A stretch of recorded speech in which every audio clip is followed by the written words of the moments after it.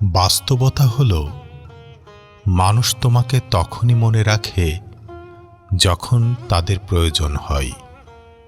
যখন তুমি দরকারি থাকো, তখন তোমার অস্তিত্বের মূল্য থাকে। আর যখন প্রয়োজন ফুরায়, তখন তোমার অস্তিত্বই অদৃশ্য হয়ে যায়। জীবনে এমন কিছু ঝড় আসে যা শুধু বাড়িঘর নয়, মানুষকেও ভেতর থেকে ধ্বংস করে দেয়।